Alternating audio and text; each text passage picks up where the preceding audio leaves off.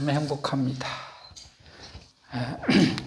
하나님을 만나기 위해서 나오신 여러분들, 이 시간 빛 되신 하나님을 꼭 뵙게 되시기를 바랍니다. 오늘 말씀의 제목이 시대의 소망 51장 생명의 빛입니다. 생명의 빛 예수.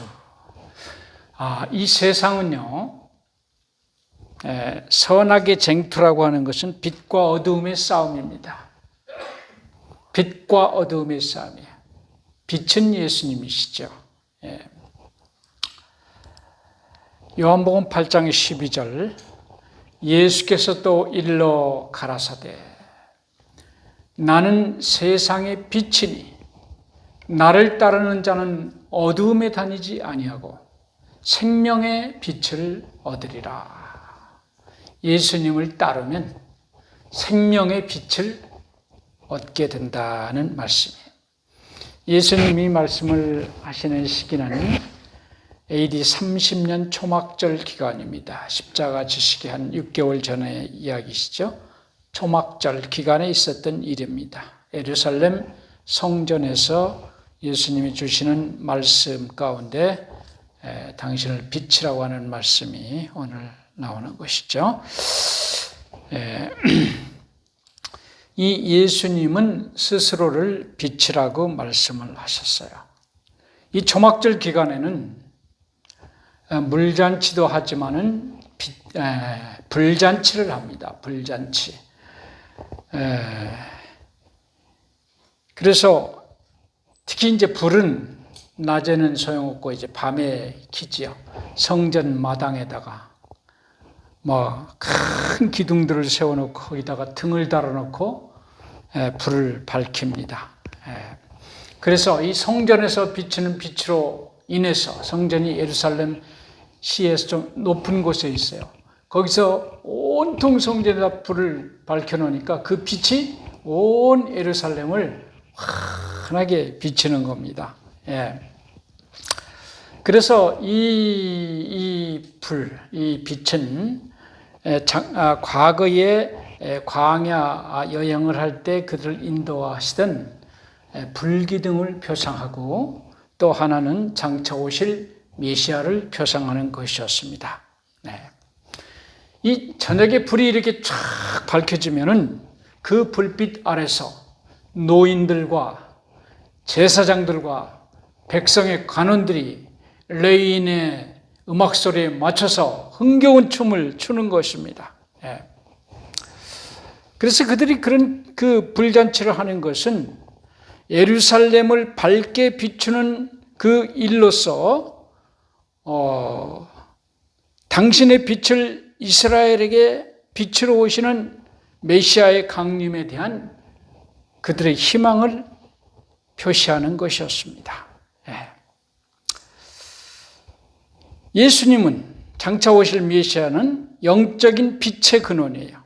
물질적인 빛뿐만 아니고 영적인 빛의 근원입니다. 그래서 거기 나타난 그 빛, 등불, 낮에 비치는 태양과 같은 그 빛은 예수 그리스도의 사명을 상징한다 그랬어요. 그래서 예수님은 주로 이 장막절 기간에 주로 낮에는 예루살렘 성전 마당에 계셨어요. 이 마당에서 주로 말씀을 하시면서 백성들을 가르치셨습니다. 아침에 그게 몇째 날쯤 되는지는 모르겠어요. 저 감람산 저쪽에서 둥근 해가 쫙 떠오르면서 밝은 햇빛을 쫙 비칠 때 이 햇빛이 이 대리석 아름다운 궁전을 눈부시게 비쳤어요. 그럼과 동시에 성전 벽에 그 금을 비췄어요. 그때 예수께서 성전 마당에 계시다가 바로 그 해를 탁 가리키시면서 나는 바로 세상의 빛이라 그렇게 말씀을 하신 것입니다. 이 광경을 옆에서 보던 요한이가 나중에 요한복음에다가 그대로 그 광경을 표현을 합니다. 그 안에 생명이 있었으니 이 생명은 사람들의 빛이라 빛이 어둠에 빛이 되어 어둠이 깨닫지 못하더라.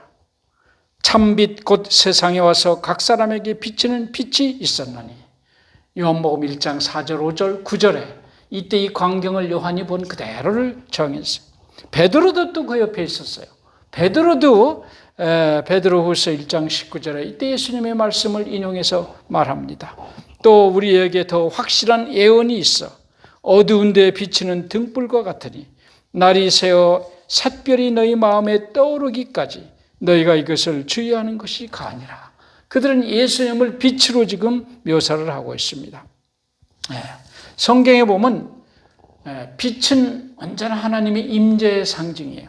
하나님이 계신 곳에는 빛이 있었어요. 창조 당시에도 이 창조력을 가진 말씀에 의해서 어둠 가운데 빛이 비쳤어요. 빛이 있으라 하는 말씀과 동시에 빛이 있었어요. 출애굽기에도 출애굽 시에 낮에는 구름 기둥이지만 그것이 밤에는 불기둥으로 이스라엘 대군을 인도했습니다. 시내산에서도 빛이 여호와를 둘러서 장업하게 시내산이 빛나는 빛이 났어요. 왜? 하나님이 거기 임재하시기 때문에 시내산이 빛이 났습니다. 오늘날 이제 시내산이라고 하는 곳이 사우디의 어떤 분이 시나이 반도가 아니고 사우디 그 끝에 그쪽이라고 주장하는 분이 있어요. 거기 그 산 꼭대기가 까맣게 타 있습니다. 아마 거기라고 많은 사람들이 지금은 생각해요. 그 하나님이 임재했기 때문에 산이 다 타버렸어요. 새카매요. 지금도 있습니다.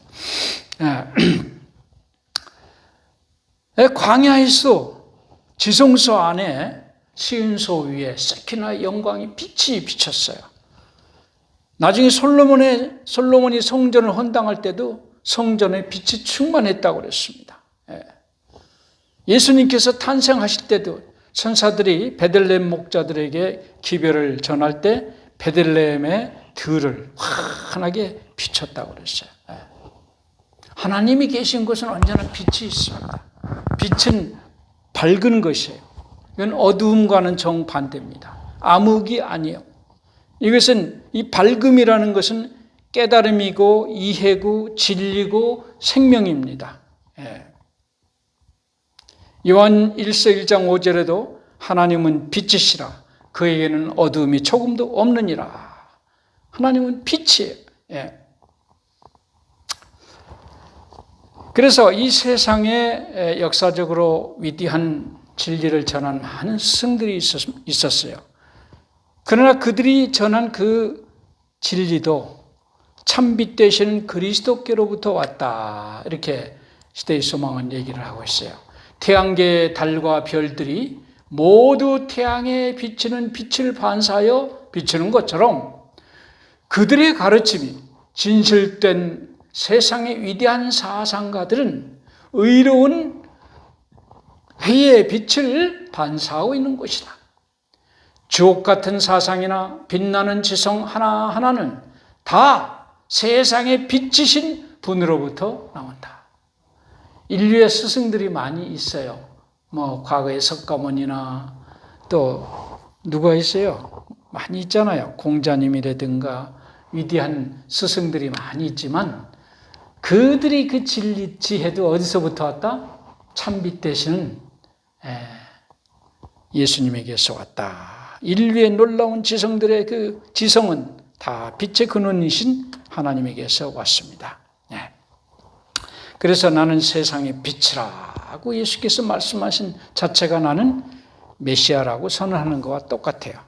그래서 이 시므온도 예수님이 태어났을 때 예수님을 이렇게 안고 뭐라고 말했어요? 이는 이방을 비치는 빛이요 주의 백성 이스라엘의 영광이니이다. 요거는 구약 성경 이사야서에 나온 내가 또 너로 이방의 빛을 삼아 나의 구원을 베풀어서 땅끝까지 이르게 하리라. 이사야 49장 6절의 말씀을 시므온이 인용해가지고 말하는 것입니다. 나는 세상의 빛이라. 이것은 자신이 바로 약속된 메시아라고 하는 그분의 주장이었습니다. 예수님은 빛이에요. 두 번째는 아브라함이 보기를 원했던 분이라는 것입니다. 아브라함이 왜 그분을 그렇게 보기를 원했을까? 그는 참 빛을 원했어요. 참 진리를. 참된 자유를 줄 수 있는 그분을 보기를 아브라함은 원했습니다. 예수께서 막 가르치실 때 바리새인들이 와서 물었어요. 내가 누구냐? 내가 누구냐? 이렇게 물었어요. 그때 예수께서는 나는 처음부터 너희에게 말해온 자라 이렇게 했어요. 그러면서 너희가 내 말에 거하면 참 내 제자가 되고 진리를 알지니 진리가 너희를 자유케 하리라.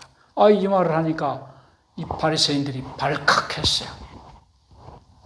우리가 아브라함의 자손이라 이제까지 남이 종된 적이 없거늘 어찌하여 우리가 자유케 되리라 하느냐. 이렇게 얘기를 했어요. 진실로 진실로 너희에게 이르노니 죄를 범하는 자마다 죄의 종이라. 어두움의 종이라. 너희들은 어두움에 있다는 겁니다. 이 참된 자유는 언제나 누구하고 함께 있을 때 옵니까? 예수님과 함께 있을 때 참된 자유가 있어요. 다니엘서에 보면 풀무불에 던져온 이 세 청년들이 다 놋줄에 밧줄에 묶여가지고 풀무불 속으로 들어갔죠? 근데 조금 있다 보니까 세 사람이 들어갔는데 그 속에 몇 사람이 왔다 갔다 해요? 불 속에서? 네 사람. 근데 그 중에 하나의 모습은 누구와 같다? 신들의 아들과 같다. 예수님이란 말이에요. 그 느부갓네살이 예수님을 알아봤어요. 신들의 아들과 같다. 그런데 아까랑 좀 변한 게 있어요. 신들의 아들이 같이 있으니까 같이 뭐가 없어진 건 그들을 묶고 있던 노끈이 없어졌어. 가지고 왔다 갔다 해. 묶어놨는데 분명히. 그럼 뭘 표상한 거면 예수님과 함께 있으면 자유가 있다는 거야. 노끈이 다 타버려. 참된 자유는 언제나 예수님과 함께 있을 때만 있는 겁니다. 예수 믿는 건 믿으면 속박하는 게 뭐가 많다고. 모두 못하고. 여러분 진짜 그렇습니까? 그렇지 않아요. 예수님의 종이 아니면 우리는 사단의 종입니다. 거기에 우리는 매여서 진짜 꼼짝을 못해요. 제가 자주 얘기하지만 군대 막 가니까 그때 군대 담배를 하루에 10가치씩 나눠줬거든요. 하루에 10가치씩. 하루에 막 한두 각씩 피던 녀석들이 그 10가치 막 오니까 아주 죽으려고 그래. 그래서 식사만 하면 그냥 쓰레기통에 뭘 보물찾기 하는 것처럼 막 그 더러운 쓰레기통에서 뭘 뒤지고 찾고 난리야. 가만히 보니까 뭘 찾아요? 꽁초 요만한 거 하나만 주시면 그 더러운 거를 그걸 막 입에 이렇게 뜨거우니까 이렇게 자꾸 그냥 그거 한 번이라도 더 빨라고 막 아이고 더럽고 지저분하고 누가 더 자유해요? 그 사람들 더 자유가 많아요. 그걸 안 먹는 제가 더 자유가 많아요. 참 우리는요 그리스도께 벗어나면 사단의 종이에요. 꼼짝 못해요. 예수님과 함께 있을 때만 뭐가 있어요? 진정한 자유가 있는 것입니다. 우리가 종된 적이 없다고. 거짓말. 이 아브라함의 직계 혈통, 피로 이렇게 혈통, 그 피, 그 자체는 아무런 의미가 없다고 하는 겁니다. 같은 정신을 가지고 같은 일을 행함으로 나타나게 될 그와의 그런 영적인 연결이 없으므로 그들은 아브라함의 자손이 아닌 것이에요. 뭐가 없기 때문에? 피는 아브라함의 피지만은 아브라함의 품성을 그들은 갖지 못했고 아브라함과 영적인 관계가 없기 때문에 아브라함의 자손이 아니라는 거예요. 아브라함의 자손이 됨은 이름이나 혈통으로서가 아니라 성품의 같음으로만 판명된다. 아브라함의 자손은 아브라함과 성품이 같아야 돼요. 그러므로 사도직의 계승은 교권의 전달에 의존되는 것이 아니요 영적 관계에 달려있는 것이다. 사도들의 정신으로 움직여 행동하는 생애, 사도들이 가르친 진리를 믿고 가르치는 것, 이것이 참된 사도직을 계승한 증거이다. 혈통으로 아브라함의 피를 가졌다고 해서 아브라함의 자손이 아니라는 겁니다. 아브라함과 같은 품성을 가져야 되고 아브라함과 같은 정신을 가져야 돼요. 그 사람만이 아브라함의 자손이에요. 아멘?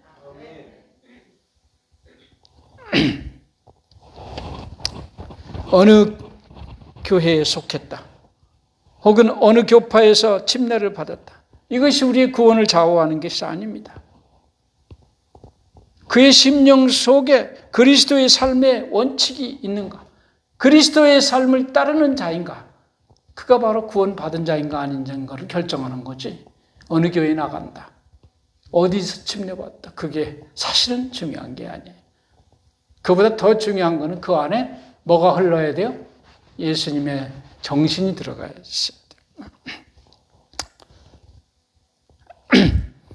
우리가 음란한 데서 나지 아니하고 아버지는 한 분뿐이니 곧 하나님이시다. 이렇게 얘기를 유대인들이 말합니다. 자기는 누구의 자식이라고? 하나님의 자식이라고 이렇게 말해요. 그때 예수께서 이렇게 이제 그 말은 우리가 음란한 데서 나지 아니하였다 하는 것은 지금 예수님에 대한 그리스도의 탄생에 대한 비열한 암시를 지금 하고 있는 거예요. 너는 아버지도 없이 음란한 데서 태어났다 이 말이에요. 예수님한테 지금 그렇게 얘기를 하고 있는 겁니다. 그런데 우리는 하나님의 자식이다 이렇게 말해요. 그때 예수께서 요한복음 8장 44, 45절에 너희는 너희 아비 마귀에게서 났으니 너희 아버지가 하나님이 아니라 이 말이에요. 마귀가 너희 아버지다 이 말이에요. 지금 하나님의 아들이라고 그러니까 아니라 너희 아버지는 누구라? 마귀다. 그래서 너희 아비 욕심을 너희도 행하고자 하느니라. 저는 처음부터 살인한 자요 진리가 그 속에 없으므로 진리에 서지 못하고 내가 진리를 말함으로 너희가 나를 믿지 아니하는도다. 이렇게 말씀했어요.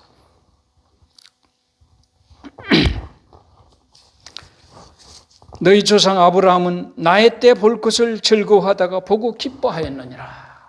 여러분, 아브라함이 예수님을 봤을까요? 못 봤을까요? 예? 그 바리새인들이 뭐라고 그래요? 어이구, 얘 돌았나? 나이가 50도 안 된 게 아브라함을 만났다고? 그때보다 아브라함은 1800년 전 사람이에요. 예수님보다도 1800년 전에 있던 아주 눈이 동그래졌어요. 근데 아브라함이 예수님 만났다고요?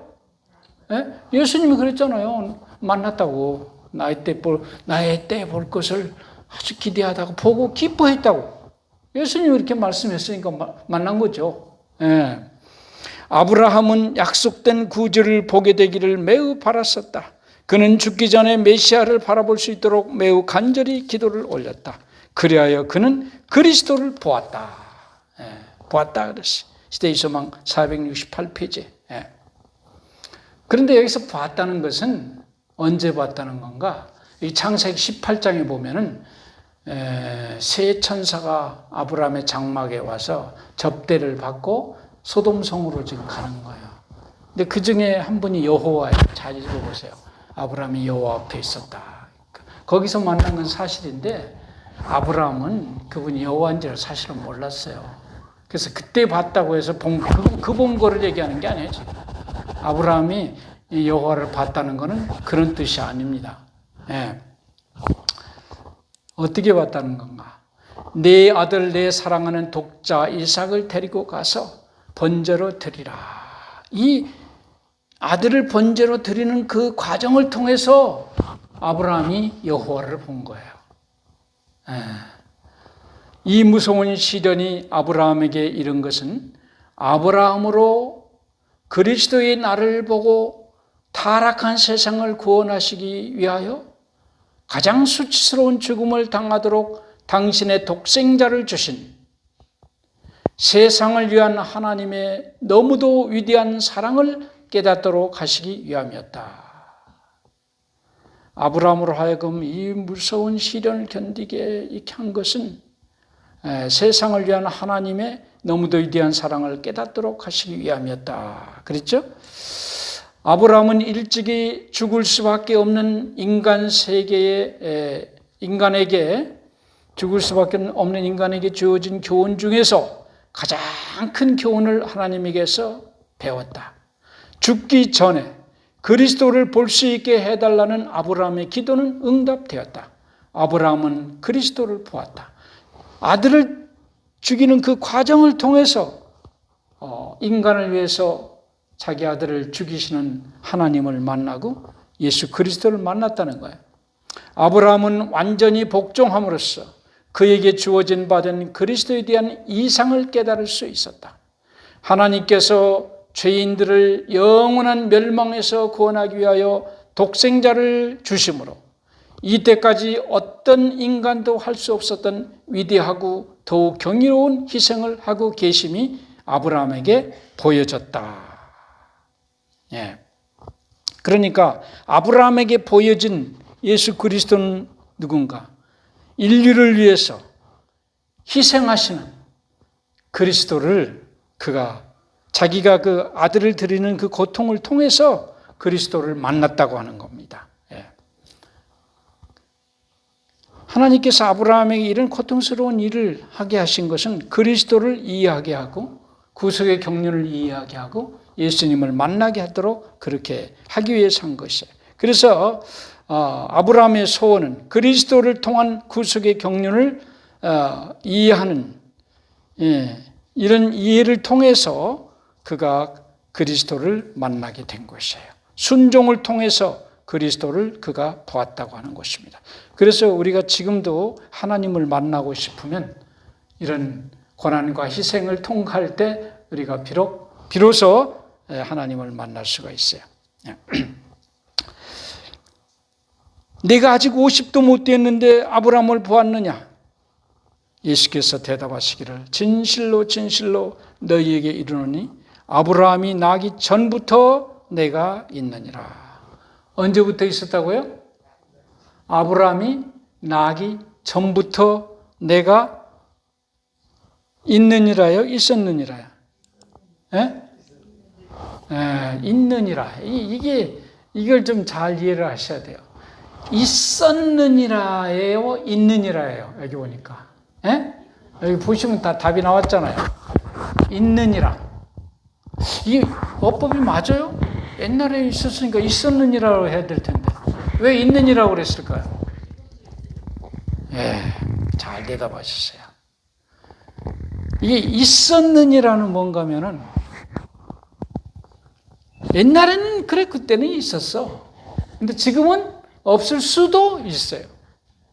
그렇죠? 내가 말이야 5.18 때 광주에 있었어. 그 말은 무슨 말이에요?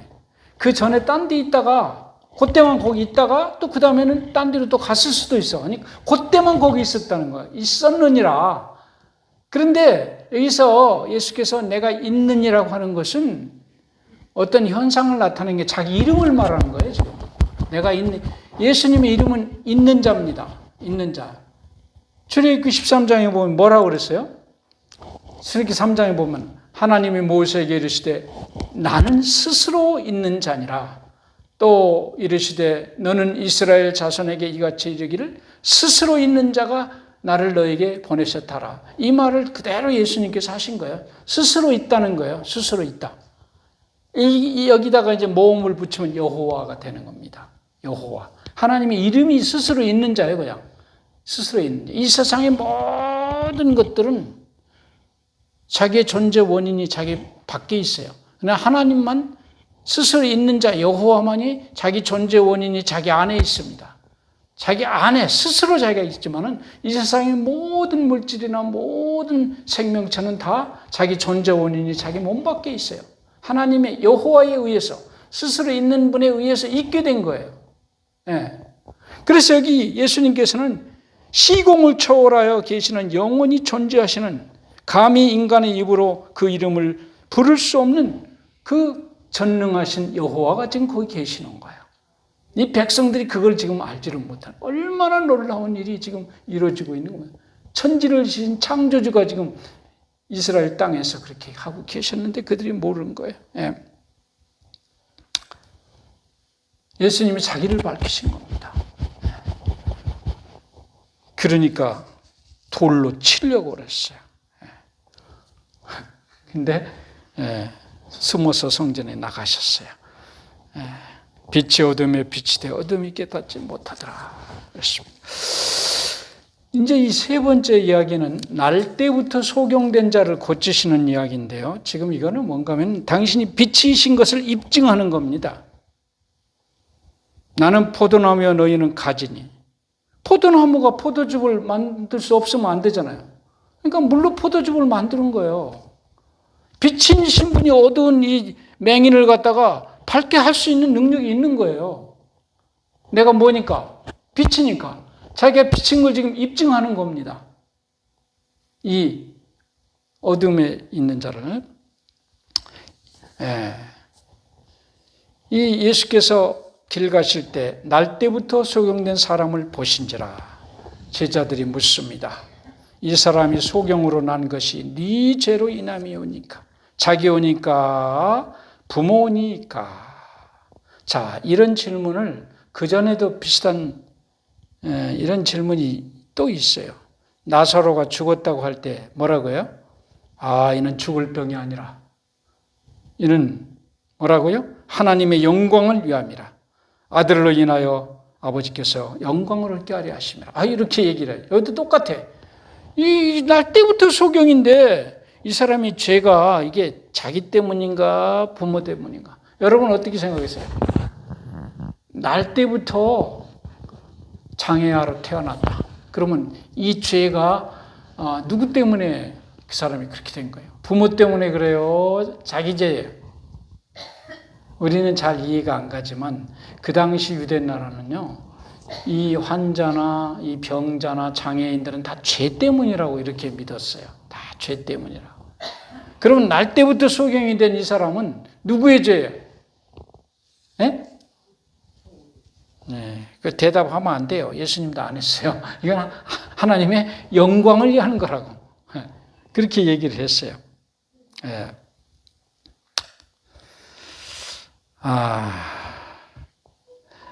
그 당시 사람들은요, 이건 죄 때문이라고 해가지고, 그렇지 않아도 이 병 때문에 죽게 생겼는데, 이 죄인이라고 하는 그 죄 때문에 내가 이런 고통을 당한다는 이런 하나 덧입혀놓은 그런 사상 때문에 이중고를 겪었어요. 이중고를. 예.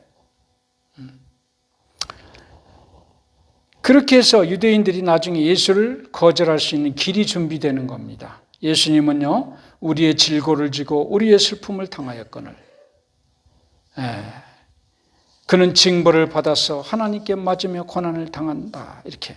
이게 예수가 이 벌받은 것, 하나님께서 저주받은 거다. 벌받는 거다. 이렇게 생각했어요. 하나님은 우리가 고통당하는 걸 사실은 원치 않습니다.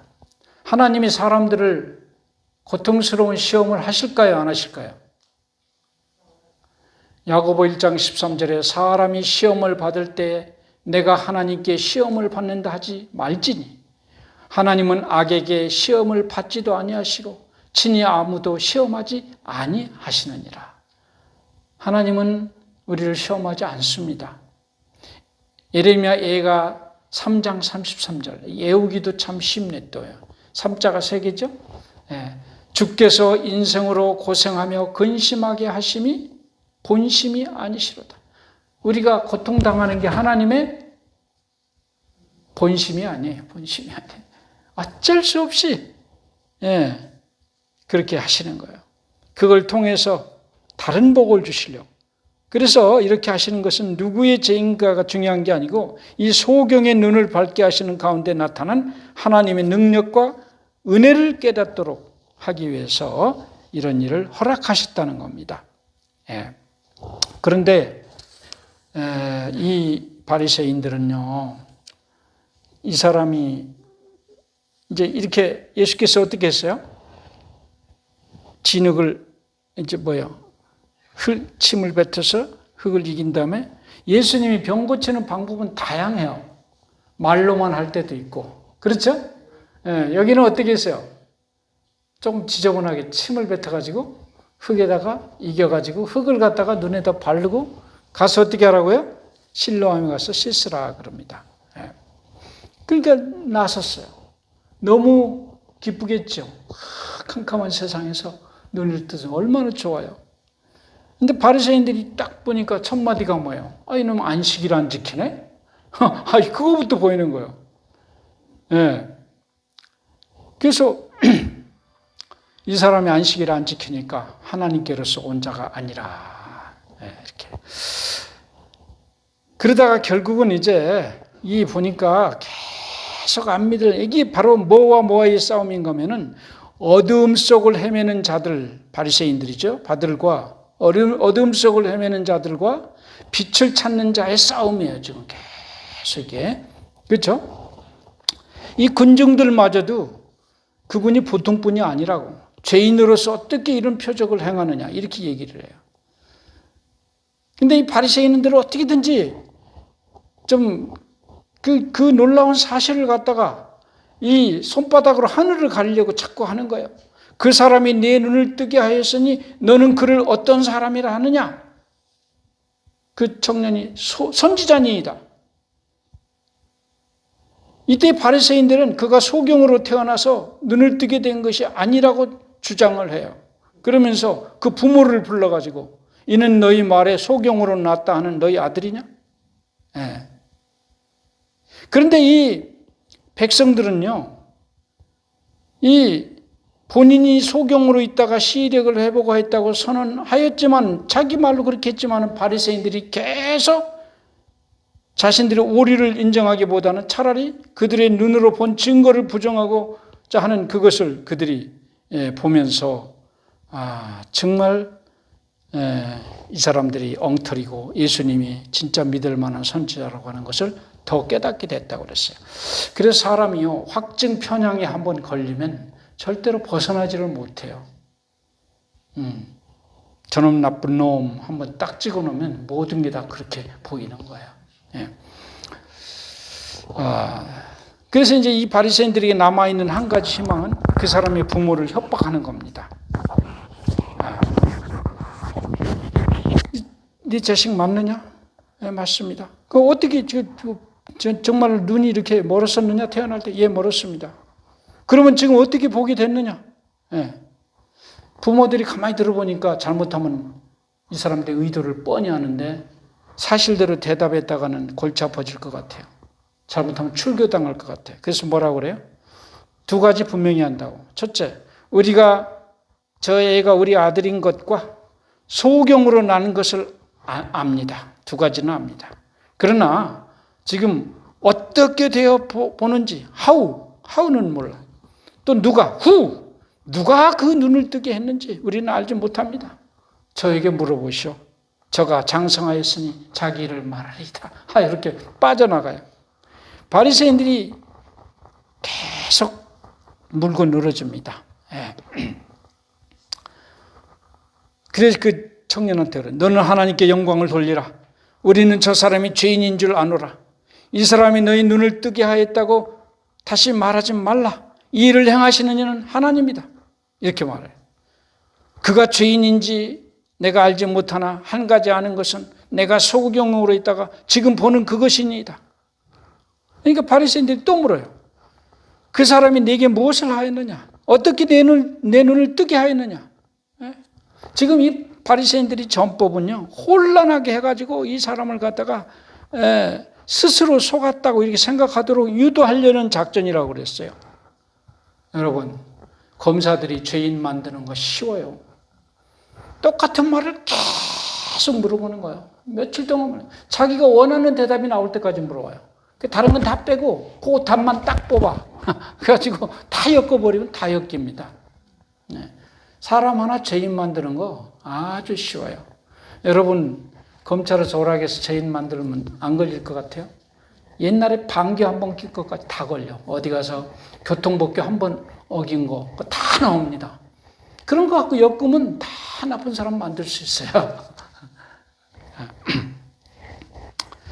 자, 이 천사들과 사단도 그 자리에 있었다고 했어요. 이 사람이 말합니다. 내가 이미 일렀어도 듣지 아니하고 어찌하여 다시 듣고자 하나이까? 당신들도 그 제자가 되려 하나이까? 자, 기가 막히죠. 그리고 뭐라고 그래요?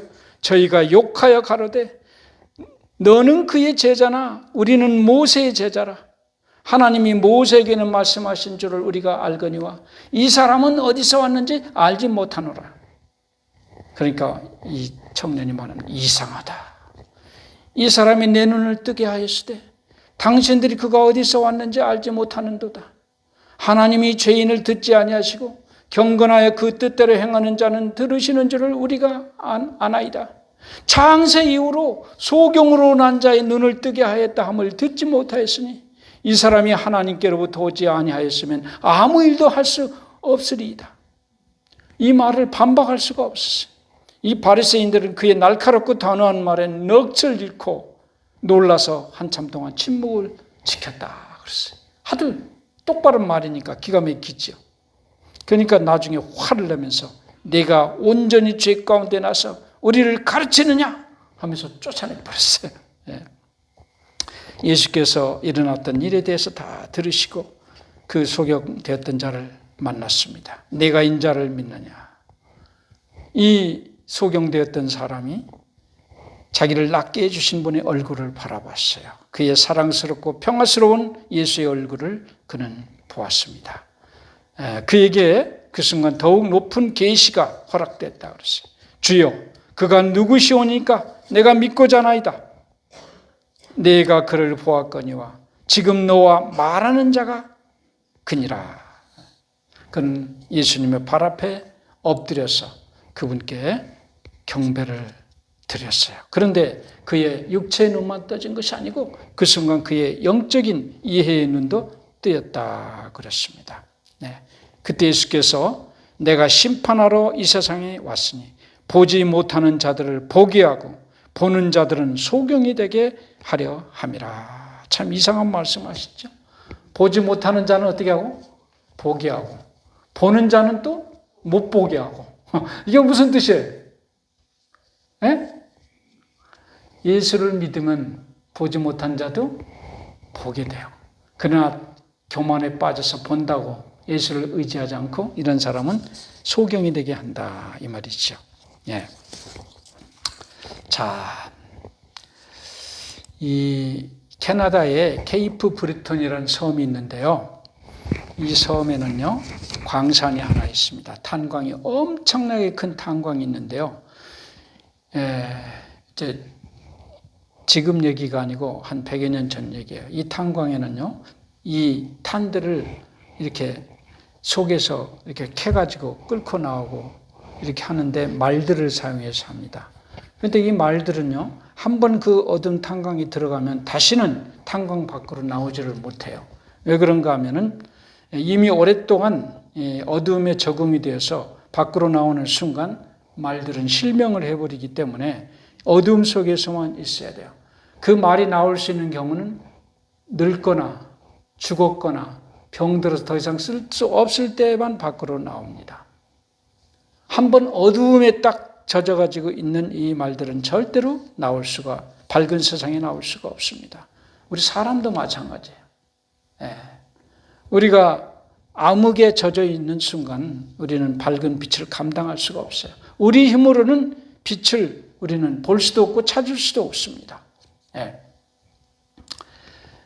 이 벤자민 프랭클린, 이 미국의 제일 큰 돈 $100짜리에 이 양반이 얼굴이 기록되어 있어요. 사진으로. 근데 이 양반이 필라델피아에 살았는데 그 당시에는 가로등이 없을 때입니다. 근데 이분이 아주 좋은 등을 하나 사가지고 자기 집 밖에 이렇게 다이를 만들어 거기다가 올려놨어요.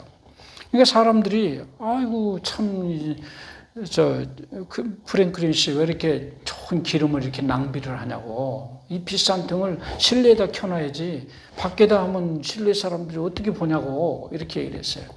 그러니까 웃기만 하고 가만히 있었어요. 근데 한 달이 가고 두 달이 가고 세월이 갈 때 사람들이 거기를 지나갈 때 얼마나 밝아서 좋은지 이 우리를 위해서 켜놨구나 이걸 알았어요. 그래서 그 옆집도 이제 그걸 따라서 했어요. 나중에 그 동네가 다 그 등불을 하나씩 켜서 집 밖에다 놨어요. 그래가지고 이 필라델피아 시에서 가로등이 생기기 시작했어요. 그때 해가 전 미국으로 가로등이 생기기 시작했어요. 그 다음에 그게 전 세계로 퍼져가지고 한국에도 밤에 가로등이 있어요. 그게 왜 생겼을까요? 이 벤자민 프랭클린이 집 밖에다가 이 불을 켜놔서 그렇게. 예. 여러분, 예수께서는 너희는 세상의 빛이라. 불을 켜서 말 아래 두지 않냐. 여기서 말은 뭐예요? 돼 있잖아요. 말대. 그 속에다 놓지 않는다 이 말이에요. 예. 등경 위에 두나니. 그래서 너희 빛을 온 세상에 비춰서 모든 사람으로 보게 하라 그렇게 말씀하셨어요. 예수님께서는 당신이 빛이고 당신을 따르는 우리도 빛이라고 그랬어요. 그래서 우리 밝은 빛을 전파해서 하나님께 영광을 돌리게 하는 것이 우리가 빛을 받은 이유입니다. 오늘도 우리 예수님 가까이 모시면 우리에서 빛이 나요. 저 사람은 좀 얼굴이 빛이 나는데 그런 사람 있잖아요. 예수님이 안에 계시면 빛이 납니다. 여러 사람에게 귀한 혜택을 드리는 빛의 자녀들이 되시기를 간절히 바라면서 제 말씀을 마치겠습니다. 기도하겠습니다. 자비로우신 하늘아버지, 오늘 우리에게 빛 되신 우리 예수님에 대해서 말씀해 주시니 감사합니다. 참빛, 각 사람이 와서 비치는 그 빛을 우리가 받았습니다. 빛을 따라서 살 수 있도록 은혜를 주시옵소서. 예수님 이름으로 간절히 기도합니다. 아멘.